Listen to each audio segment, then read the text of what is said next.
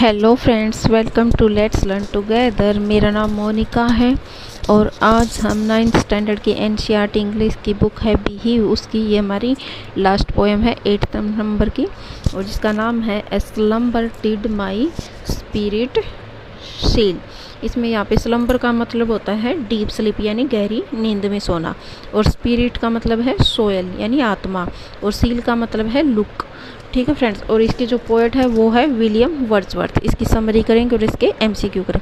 इसमें क्या होता है फ्रेंड, जो पोएट है वो हमें बताते हैं कि जब हमारे किसी भी मतलब जिससे हम बहुत ज़्यादा प्यार करते हैं, वो हम जो हमारा प्रियजन होता है, जो उसे हम प्यार करते हैं, जो बहुत ज़्यादा सबसे ज़्यादा उसकी डेथ हो जाती है तो हमें कैसा महसूस होता है। और इसमें ऐसा है, उन्होंने कहीं मेंशन तो नहीं किया इस पोएम में, लेकिन जो विलियम वर्ड्सवर्थ है उन्होंने बहुत ज़्यादा अपने वर्क में लूसी नाम की लड़की का जिक्र किया है। तो ऐसा माना जाता है कि ये उन्होंने लूसी के बारे में ही लिखा है, और उनकी जो प्रेमिका है लूसी, उसकी डेथ हो गई है और वो अब उसके बारे में बता रहे कि उसकी डेथ के बाद उनको कैसा फील हो रहा है। तो पोएट इसमें बोलते हैं कि जो लूसी है, जो उसकी डेथ के बाद जब वो रात में सोते हैं तो उनको ऐसा लगता है कि जैसे किसी ने उनकी आत्मा को जकड़ लिया है, और उनको उसकी डेथ के बाद में अब वो बोल रहे हैं कि मुझे अब किसी चीज़ को खोने का डर नहीं है, या मुझसे कोई बिछड़ जाएगा उसका भी डर नहीं है, क्योंकि जो लूसी है उसकी तो डेथ हो चुकी है। और जो पोएट होते हैं वो बैठकर जो सोचते हैं कि जब नींद में होते हैं वो सोचते हैं कि जो लूसी की डेड बॉडी है वो उनके सामने पड़ी हुई है, तो वो बोलते हैं कि जो है वो ना ही तो सांस ले रही है, वो हिल डुल रही है, ना ही वो को फोर्स लगा रही है। तो फिर वो बाद में बोलते हैं कि लूसी को जब ज़मीन के अंदर दफना दिया जाएगा तो फिर क्या होगी, वो भी जैसे पृथ्वी घूमती रहती है ना, रोटेट करती रहती है, ऐसे ही वो भी पृथ्वी के साथ रोटेट करती रहेगी, और वो ना ही तो अब वो मुझे सुन पाएगी, ना ही मुझे महसूस कर पाएगी, मैं कुछ भी बोलूँगा तो, और जब मैं रोता हूँ तो वो मेरा रोना भी नहीं सुन पाएगी। ठीक है फ्रेंड्स, समरी में इतना ही। अब हम इसके एमसीक्यू करेंगे। हमारा फर्स्ट क्वेश्चन है, What is the significance of rocks, stones and trees? तो इसमें पूछा है कि रॉक, स्टोन्स एंड ट्रीज का सिग्निफिकेंस क्या है। ए ऑप्शन है, it implies the poet's beloved has been a source of hope and optimism to nature. इसमें बताया गया कि ये पोएट का प्यार है, उसकी किसके लिए सोर्स, प्यार के लिए क्या है, सोर्स है आशा और उसके ऑप्टिमिज्म के नेचर के लिए। ए बी ऑप्शन है, it implies poets dependency.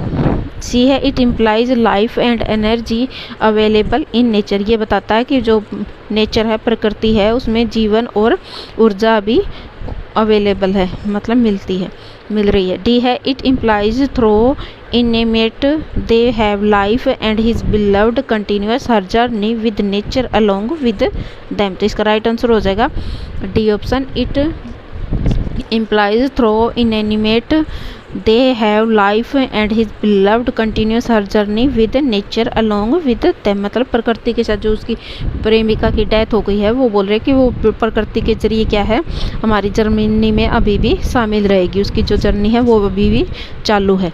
Next question है, what has happened to Lucy? Lucy को क्या हो गया है? तो ए ऑप्शन है, सी हैज़ डाइड, बी है सी इज सिक, सी है सी इज मिसिंग, डी है नन ऑफ दिस। जिसका राइट आंसर हो जाएगा A option, C has died.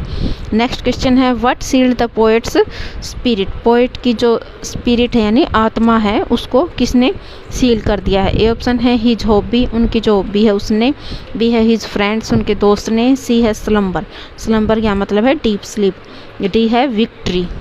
जिसका राइट आंसर हो जाएगा C option, slumber. Next question है, what is the poem A slumber did my spirit seal about? मतलब जो ये पोएम हमारी A slumber did my spirit seal, ये किसके बारे में? ए ऑप्शन है, the death of loved one, मतलब हमारे किसी प्रियजन की डेथ के ऊपर, बी है the birth of loved one, किसी लव्ड वन के जन्म पे, सी है the wedding of A loved one, किसी लव्ड वन की शादी के ऊपर है, डी है ऑल ऑफ दिस। तो इसका राइट आंसर हो जाएगा A option, the death of a loved one. Next question है, what does Lucy move with? मतलब जो लूसी है वो किसके साथ मूव कर रही है? ए ऑप्शन है रॉक्स, बी है स्टोन्स, सी है ट्रीज, डी है ऑल ऑफ दी अबोव। जिसका राइट आंसर हो जाएगा D option, all of the above. Next question है हमारा, what do you mean by the touch of earthly years? मतलब the touch of earthly years का क्या मतलब है? ए ऑप्शन है, the human attribute of growing older with the passage of time. मतलब जो मनुष्य है टाइम के साथ क्या होता है, ओल्डर, बूढ़ा होता जाता है, उसके बारे में। बी है द साइकिल ऑफ सीजन, जो मौसम का साइकिल चलता रहता है, गर्मी बारिश इसके बारे में। सी है it simply N emphasis on cycle of nature, जो नेचर का चक्कर है उसके ऊपर। डी है गॉड्स कंपेंशनेट टच, तो इसका राइट आंसर हो जाएगा A option the human attribute of growing older with the passage of time. Next question है what sealed the spirit of the poet. A option है डीप स्लीप, बी है anger, C है violence, D है beauty of nature. तो इसका right answer हो जाएगा A option deep sleep. Next question है the poem a slumber did my spirit seal is dedicated to author, मतलब जो ये पोएम है ऑथर ने किसको डेडिकेट किया, ये पोएट किसने किसको डेडिकेट किया। ए ऑप्शन है बिलव्ड, बी है पेरेंट्स, सी है फ्रेंड, डी है पेट। तो इसका राइट आंसर हो जाएगा A option beloved. Next question है the poem a slumber did my spirit seal portrays, मतलब ये क्या दर्शा रही है। ए ऑप्शन है ब्यूटी ऑफ नेचर, नेचर की प्रकृति की सुंदरता के बारे। बी है डेथ ऑफ लव्ड वन, हमारे जो प्रियजन है किसी प्रिय की डेथ को। सी है डेथ ऑफ पोएट्स पेट, जो पोएट है हमारे उनके पालतू की डेथ को।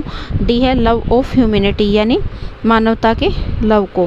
तो इसका राइट आंसर हो जाएगा B option death of loved one. ये हमारा लास्ट क्वेश्चन है फ्रेंड।